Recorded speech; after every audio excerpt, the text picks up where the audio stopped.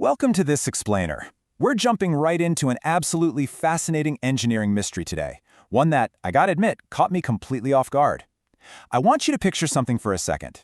Imagine the ultimate dream of the open road.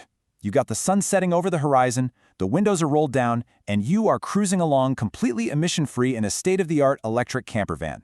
Sounds perfect, right? I mean, it's the future of travel. But behind the scenes, this beautiful dream of sustainable road trips is violently colliding with a harsh, unyielding physical reality. We're talking about an epic battle between the massive weight of modern EV batteries and those cozy, fully equipped camper interiors we've all come to know and love.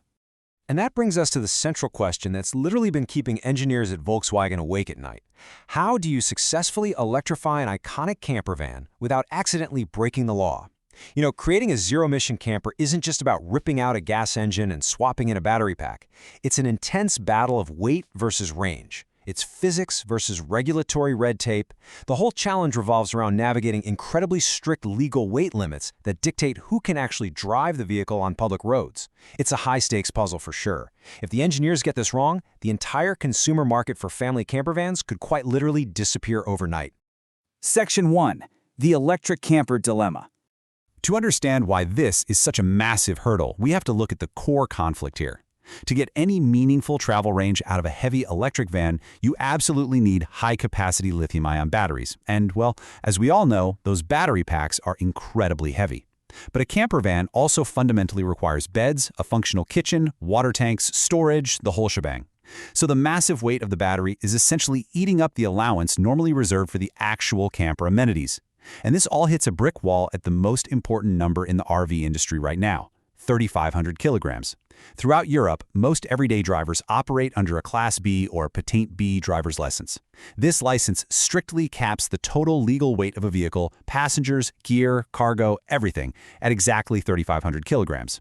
If a campervan exceeds this threshold, regular drivers would suddenly need specialized commercial trucking licenses just to take a weekend family vacation. So that 3,500 number acts as a massive make-or-break ceiling for the entire project. Section 2. The 3.5-ton wheat crisis. When you take a traditional electric van chassis, which already tips the scales heavily because of those massive battery packs, and then you start bolting in traditional permanent camper interiors, well, the vehicle is pushed dangerously close to that legal threshold before anyone even steps inside. The contrast in engineering needs is staggering. Think about the traditional setup, something like the flagship California Ocean T6.1. It relies heavily on fixed, high-mass timber and metal cabinetry. It's basically a rolling hotel room, heavy and completely permanent. But since the powertrain mass of the upcoming ID California Cruise is totally non-negotiable, those old rules just have to be thrown out the window. The interior must be ultra-lightweight and modular. There's just this desperate need to ditch the heavy wooden apartments of the past for something completely revolutionary. The gravity of this situation really sets in when you look at the remaining payload. If an electric camper loaded with traditional wooden gear hits a base weight of 3,000 kilograms, which, by the way, happens incredibly fast just by combining the battery and the bare chassis, it leaves engineers with a critical payload deficit. They only have 500 kilograms left over for everything else. Imagine being an engineer trying to build a rolling home, and you only have 500 kilograms left for the people, the food, the water, and the gear. It's an incredibly claustrophobic design limit. When you actually crunch the numbers on that 500-kilogram reality check, the math is terrifying for a consumer product. Let's say you put 4 average adults on the van. Boom, that's about 320 kilograms gone immediately. You're left with a mere 180 kilograms for all of your fresh water, your food, your clothing, and safety gear. And what if you want to bring a couple of bicycles or some surfboards for the weekend? Actually, scratch that, you literally can't. Adding them would push the vehicle right over the 3,500 kilogram limit. It's wild to think about, but you'd be forced to choose between leaving your surfboards at home or actively breaking the law. Without a radical solution, this heavy EV camper just turns into a massively expensive paperweight. Section 3. Inflatable tech to the rescue. So clearly, any traditional approach was just doomed to fail here. Since the battery weight couldn't be reduced without sacrificing range, the engineers had to look far outside the automotive industry for a lifeline.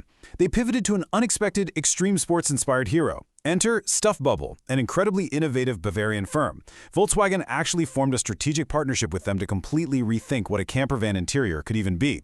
Instead of using rigid wood and metal frames, they decided to bring high-pressure structural principles from kite-surfing, paragliding, and high-end pneumatic tents directly into the van. They're replacing permanent installations with high-tensile, air-filled structural fabrics. I mean, when I first read about this, I was floored. Kite-surfing technology in a Volkswagen van? It sounds crazy, but it makes perfect sense. And the specs of what they've achieved are just mind-blowing. An entire, functional, inflatable kitchen module, complete with an integrated closed water circuit, weighing less than 10 kilograms. When I first saw that data, I honestly had to double-check it. That is completely absurd and brilliantly effective when you compare it to a standard 100-kilogram wooden cabinet. And the beds follow the exact same extreme weight loss program. You have a generous double bed that weighs just 12 kilograms and a single configuration coming in at an astonishing 6 kilograms. By using high-pressure air, it provides rock-solid pneumatic rigidity when inflated and then packs down to virtually nothing when you're done.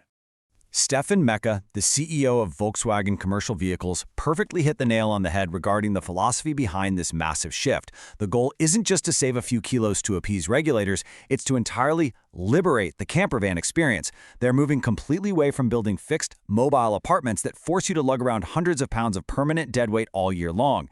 Instead, they're creating highly flexible, modular living spaces. Just imagine how freeing it is to not carry around a heavy wooden apartment everywhere you drive every single day. Section 4. The Dual-Purpose Daily Driver. By shedding all that permanent weight, these lightweight modules don't just solve a legal payload problem, they create an entirely new, highly versatile dynamic for the vehicle. The van is no longer just a dedicated camper that sits idle in your driveway 11 months out of the year. Let's walk through how this actually works in real life. Imagine it's a Tuesday morning. Your van is completely stripped down, acting as a high-capacity, super spacious commuter or cargo vehicle, because the kitchen and beds weigh next to nothing and were removed in minutes. But then, Friday afternoon rolls around. A single person easily carries and installs the deflated modules. You simply pump them up, and boom, you are in weekend mode. You now have a fully equipped camper ready to comfortably sleep 4 people. It completely maximizes the owner's return on investment by merging everyday utility with weekend adventure seamlessly. Section 5. The Road to 2028. So, when can we actually expect to see this on the road? The timeline for this futuristic vision of modular mobility is closer than you might think. The structural foundation was already laid back in 2022 with the world premiere of the all-electric ID Buzz architecture, but the crucial next step is coming up really fast. The ID California Cruise prototype is scheduled to make its highly anticipated debut on August 28, 2026 at the Caravan Salon. This upcoming debut is monumental because it will prove this extreme sports technology actually works in a consumer vehicle, paving the ultimate way for the official commercial launch of the fully realized electric campervan in 2028. And that brings us to the end of our journey today. In this explainer, we've explored exactly how Volkswagen is tackling the massive EV weight crisis head-on, trading heavy wooden cabinets for extreme sports inflatable tech, and in the process, totally reinventing the campervan into a dual-purpose daily driver. I want to sincerely thank you for joining me and unpacking this engineering mystery with me today. It is such an exciting time for sustainable adventure, so I'll leave you with this one provocative thought. After seeing how radically lightweight and modular the ID. California Cruise is shaping up to be, how flexible do you want your future vehicle to be? Until next time, keep exploring.